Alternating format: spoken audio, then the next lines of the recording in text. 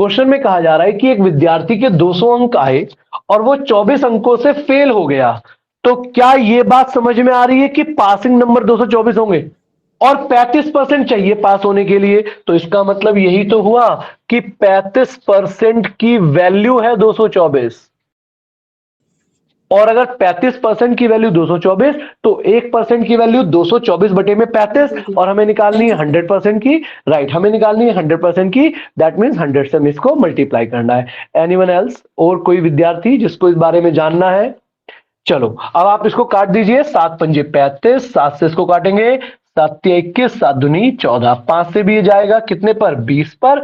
32 दूनी 64, यानी कि आंसर आ गया 640। ये है maximum marks in that exam. Maximum marks का मतलब हमेशा 100%। ठीक है, ये जो क्वेश्चन है ये एग्जाम का क्वेश्चन नहीं है। हालांकि मैं ये भी नहीं कहूंगा कि ऐसे इतने आसान क्वेश्चन एग्जाम में नहीं आते, लेकिन ये सिर्फ मुझे कंसेप्ट को स्टार्ट करने के लिए था। आगे बढ़ रहे हैं हम नेक्स्ट क्वेश्चन पर। एक विद्यार्थी 46% अंक लाता है और वह 55 अंकों से फेल हो जाता है। मैं लिख रहा हूं पहले तो जो जो दिया हुआ है। 46% मार्क्स लाया और वो 55 मार्क्स से फेल हो गया। एक दूसरा ये स्टूडेंट है, उसके 81% मार्क्स आए और वह 15 अंकों से पास हो जाता है। कि मान लीजिए मेरे 50 नंबर आए और मैं 5 नंबरों से फेल हो गया। 50 नंबर आए, 5 नंबरों से फेल हो गया, तो पासिंग मार्क्स कितने हो गए? 55 हो गए, 55 हो गए। बहुत बढ़िया। उसी तरह से अगर मैं कहता हूं कि मेरे 65 नंबर आए और मैं 10 नंबरों से पास हो गया, मेरे 65 नंबर आए और मैं 10 नंबरों से पास हो गया, तो अब हमारे पासिंग मार्क्स अभी भी 55 ही होंगे। ये बात क्लियर है ना कि भी मेरे 65 नंबर आए और मेरे 10 नंबर ऊपर आए हैं पासिंग मार्क्स से। अगर 10 नंबर कम भी आते तो भी मैं पास रहता, मतलब मैं एक सेफ जोन में था। तो यहीं पर यह बात कही जा रही है कि एक स्टूडेंट है, उसके 46% आए और वो 55 अंकों से फेल हो गया। इसका मतलब अगर मैं इसको 55 नंबर और दे दूं तो ये पासिंग मार्क्स बन जाएंगे। सिमिलरली इसके 81% नंबर आए हैं, इसके 15 नंबर कम भी कर दिए जाए तो भी ये पासिंग मार्क्स रहेंगे। और अगर ये दोनों पासिंग मार्क्स है तो दोनों क्या है? आपस में इक्वल है। 46% नंबर आए, 55 नंबर से फेल हो गया, दोनों को ऐड करेंगे तो पासिंग मार्क्स। 81% आए, 15 नंबर से पास हो गया, इसमें से माइनस करेंगे तो भी पासिंग मार्क्स। और अगर ये दोनों ही पासिंग मार्क्स है तो दोनों बराबर है। बस इसको सॉल्व करेंगे। अब देखो ये 46% है, ये 81% है, ये उधर जाएगा। मुझे बताना ये बात किस किस को समझ में नहीं आई। क्या मैं ऐसा लिख सकता हूं बराबर 55 प्लस 15? 81 माइनस 46 बनेगा 35%। की वैल्यू आपको पता चल गई 70। 35% 70 के बराबर, 1% 2 के बराबर। अच्छा, हमसे क्या पूछा है? पास होने के लिए कितने अंक चाहिए। अगर वो पूछता मैक्सिमम मार्क्स तो हम 1% की वैल्यू 2, तो 100% की वैल्यू 200 बता देते। लेकिन उसने पूछा है पासिंग मार्क्स, तो पासिंग मार्क्स आप चाहे यहां से निकाल लीजिए या यहां से निकाल लीजिए। 1% की वैल्यू 2 है, तो बताइए 46% की वैल्यू 92 प्लस 55, ये कहलाएंगे पासिंग मार्क्स। या फिर 81% की वैल्यू हो जाएगी 162 माइनस 15, ये भी होंगे पासिंग मार्क्स। और दोनों की जब हम वैल्यू निकालेंगे तो आएगा 147। ये हमारा आंसर हुआ। ठीक है, नेक्स्ट क्वेश्चन पर चलते हैं। Question number 102। इसके लिए आपको अपने आप करना है, करिए। देखो क्वेश्चन बहुत आसान है, मैं थोड़ा सा आपको बता देता हूं क्या लिखा है।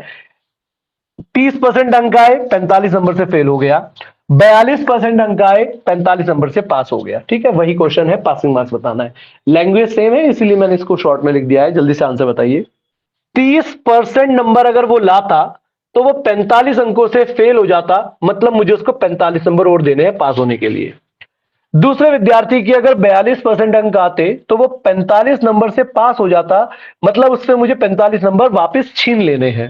समझ में आई ना बात?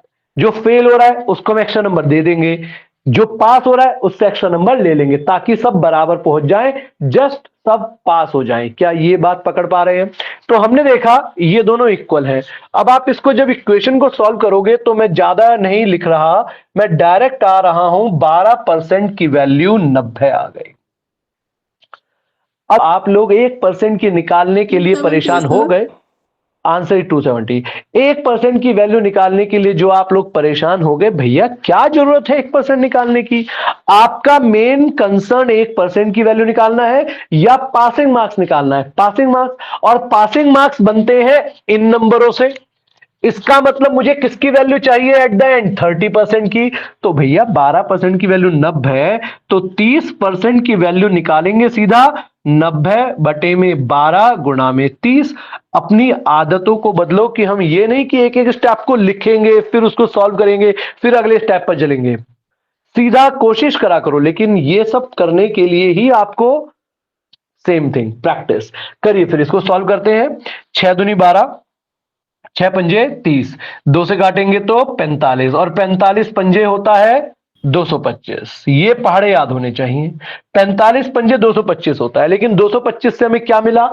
इस 30% की वैल्यू मिली, और 30% की वैल्यू अगर बेटा 225 है तो उसमें हमें 45 नंबर और जोड़ने पड़ेंगे, और तब हमारा आंसर आ जाएगा 270। तो क्वेश्चन नंबर 103। तो चलिए यहां से मैं डायरेक्ट करवा रहा हूं। देखो अब हम क्यों इतना पेन चलाएं? हमें दिख रहा है कि ये 72 नंबर से फेल हो रहा है, 40 नंबर से पास हो रहा है, तो दोनों को जोड़ेंगे तो कितना आएगा? 112। और ये 57%, ये 43%, अंतर आ गया 14%। क्या यही हो रहा है? मुझे बताओ, ये भी क्या लिखने की जरूरत है? आपको जब दिख रहा है कि 72 और 40 112 है और इन दोनों का डिफरेंस 14% है, तो हम वर्बली करें ना, क्यों उसको लिखने में टाइम वेस्ट करें? 14 की वैल्यू 112, तो 1 की वैल्यू 8। पहाड़े याद होने चाहिए। 14 8 112 होता है, तो सीधा सीधा हमें पता चला 1% 8 के बराबर। हमें चाहिए पासिंग परसेंटेज। अब आप देखो, 40 8 नंबर 1% के बराबर, तो 40 नंबर 5% के बराबर। Yes sir. जी सर। इसका मतलब 57% में 5% एक्स्ट्रा ले आया, तो सीधा सीधा आंसर आया 52%। तो यहां आपको खेल खेलना है इस तरह से। इस तरह से मेहनत करनी है कि हमें लिखे बिना चीजें दिखाई देने लग जाएं। 43% और 57% का अंतर आ गया 14%। तो अब हम देखेंगे 14% की वैल्यू 112, 1% की वैल्यू 8। अभी इसको हमने दिमाग में रख लिया, इसको हमें लिखने की जरूरत नहीं है, कॉपी में लिखने की जरूरत नहीं है। 1% की वैल्यू 8। हमें चाहिए पासिंग मार्क्स या पासिंग परसेंटेज? पासिंग परसेंटेज चाहिए। इसका मतलब 8 नंबर 1% के बराबर, ऐसे बोलो 8 नंबर 1% के बराबर। तो बताइए 72 नंबर कितने परसेंट के बराबर? 8 नंबर 1% के बराबर, तो 72 नंबर 9% के बराबर, और 9% उसको और चाहिए 43% में। तो 43% में 9% जोड़े तो भी आंसर कितना आया? 52%।